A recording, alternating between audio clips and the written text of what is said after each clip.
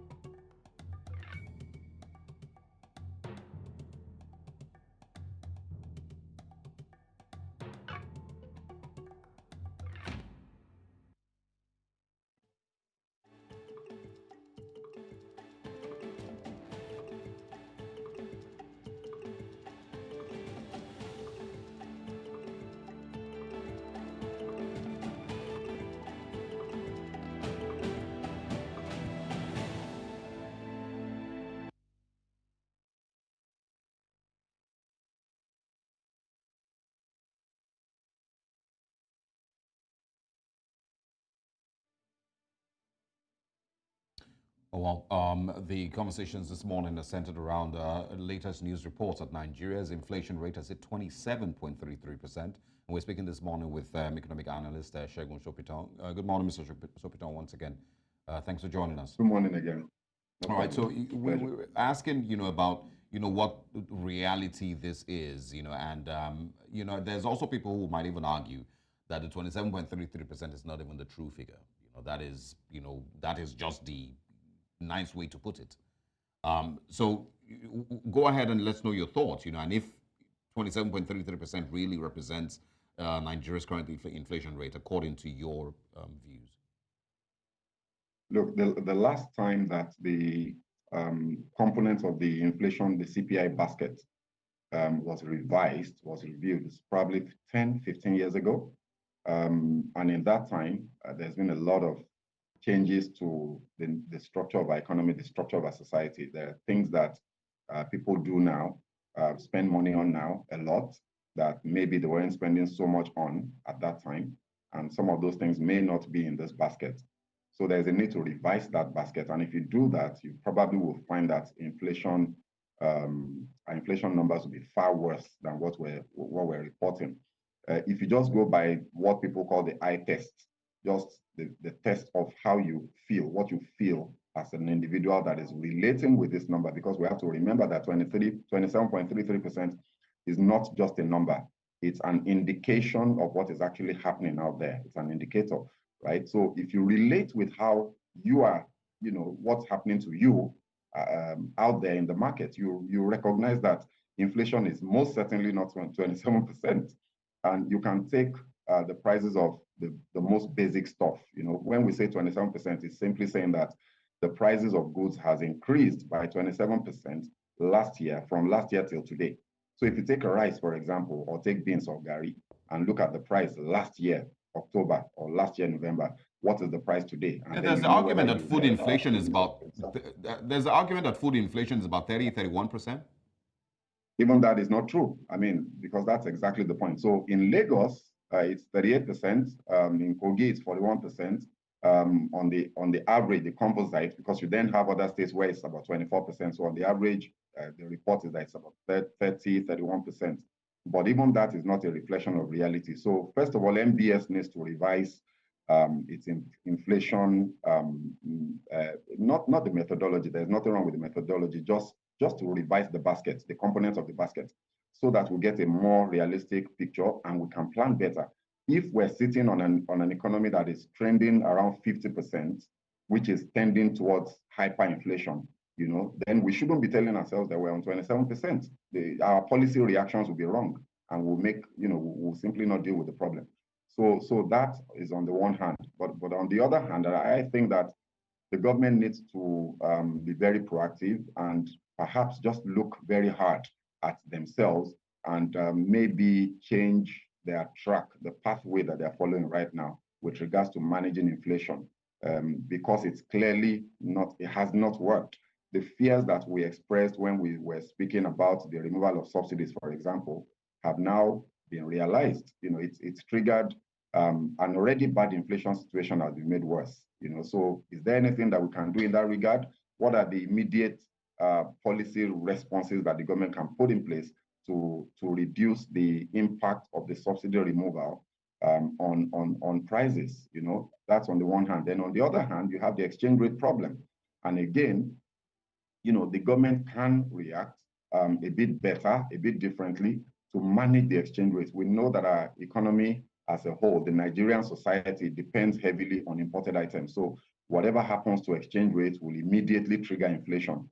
There's rising crude oil prices. There is instability in the Middle East. The Ukraine war is still going on. There are so many factors that are going to push inflation in the wrong direction. So the government needs to be more proactive. I do not want to see a situation where the central bank is coming out at the next MPC meeting to say they're increasing interest rates again. If you like increase interest rates to 30%, it's not, in fact, it's going to make things worse. It's not going to, abate the inflation, because this is not a monetary policy triggered inflation. It's cost push. There are structural issues in the economy that is driving prices upward. So there must be a fiscal response and a policy response outside of the monetary policy window to fix this. So you earlier in the conversation, you did mention that the government needs to backtrack on some of the policies that it's made and, admit that these policies were a failure. I would assume that you're referring to removal of subsidy, quote unquote, removal of subsidy, which is a bit confusing at this point, and also the unification of the exchange rates. Are there other policies, or, am I right in assuming that these are the two you're making reference to? Yes, I'm making reference to the removal of subsidy. I think it was a bad idea. I think it was done wrongly, even if you argue rightly or wrongly that the subsidies were creating a fiscal problem for the country that was probably unsustainable. The truth of the matter is that the country was not going to collapse even if you kept the subsidies going for another year. We were not going to collapse. There's so many other things we could have done to fix the fiscal imbalances that we had outside of just the removal of subsidy. That was simply, for the president at that time, the easiest, the path of least resistance, and as some people have called it, the lowest hanging fruit. To remove the subsidies, certain things needed to have happened. Those things didn't happen. You didn't deal with the over-reliance on petrol for everything besides transportation. Everything else depends on petrol aside from transportation. We needed to have fixed that before we then went ahead to remove the subsidy. So Can the government backtrack on this? Of course they can. Will they? I don't think so. There are some other little measures that the government has been coming out with. For example, recently the CBN has mandated the Customs Service to jack up the exchange rate at which they assess custom duties for imported items. Again, remember, everything we consume, almost everything, is imported. So that will have an immediate impact. There's the lagging theory in economics, in economic management, that policies usually do not, you don't see the impact of policy pronouncements until maybe 3, 4, 5 months after they've been made. But there are certain policies that impact immediately on the lives of people, and this is one of them. So there are a lot of things that the government needs to do differently to address this. These things can be addressed. So the exchange rate, for example, the government can address its exchange control policies to encourage liquidity and supply inflow into the markets. That still has not been done. So we're trying to mortgage future income of the country to solve present problems. That's what we've done with the Afrexim crude future sale. That's what we're trying to do with the NLNG dividend securitization effort. Those things are basically borrowing from the future to fix today's problems. But today, you can liberalize your exchange controls so that you encourage freer flow of forex inside and outside, which will improve liquidity in the system, outside of the issue of exportation and export capacity. So there are a lot of things that the government can do to fix these things. And if they have the courage, they will do it, and the results will be felt very quickly. Well, it's going to be tough, because I'm not sure how they plan to do it, in a nation that is cash strapped, and the way that's best described. We are also, of course, struggling with looking for ways that we can maybe, earn more dollars. We've not been able to boost our oil production, and made up with, our OPEC quota. We've also not been able to, stop the stealing of Nigeria's crude. We're not earning, basically. Enough, for us to be able to say, okay, we're being able to stabilize our currency and maybe, balance things out here and there. But what are your fears if we hit 30% in December and, maybe even go beyond that? What are the fears that you have? As much as they describe Nigerians as very resilient people who will survive in, any weather, across the globe, do you have worries about how much this would break Nigerians further? Absolutely. So I saw some videos trending online over the course of the week, yesterday, day before yesterday, and you can feel the fear and the pain of Nigerians. So what has happened now is that, first of all, you've got a population that is where the poverty prevalence is very high. We're talking 60, 65% poverty prevalence, and a huge number of Nigerians living in extreme and multidimensional poverty. Right? So these guys are already struggling. They're surviving on a pittance on a daily basis. There are families of 6, 7, 8 people, daddy, mommy, and a flock of children who survive on, you won't believe the types of figures we're talking about, 5,000 naira, 10,000 naira every week. That's how they just manage to make ends meet. They drink gari, they make, funny soup that contains almost nothing. So I saw a video yesterday where a woman was lamenting and saying they used to survive on 1,000 naira, herself and her children, on a daily basis, herself and her family. That they can't do that anymore because that 1,000 naira can't buy anything. And she was wailing and crying on air, in a video. What my fear is, if we do not curtail this pattern, we've had 10 consecutive months of inflation increasing. And if we continue the way we're going, then we may hit a point where Nigerians can no longer buy food. If that happens, there will be a breakdown in social order. There will be social crisis, there will be unrest. And I'm sure even this government would not want that to happen, given the background of the elections. So there has to be a very strong response to stop this inflationary trend as quickly as possible before it goes out of control. Let's see where the silver lining may be, if there is any form of hope to hold on to. A few days ago, on the front pages of the papers, we did see that there were predictions about the Naira rebounding as a result of diaspora remittances. as the year comes to an end, there'd be a lot, or there should be a lot of diaspora remittances. Is that something to look forward to? Is that something to be excited about? And does it really come as a silver lining or a ray of hope?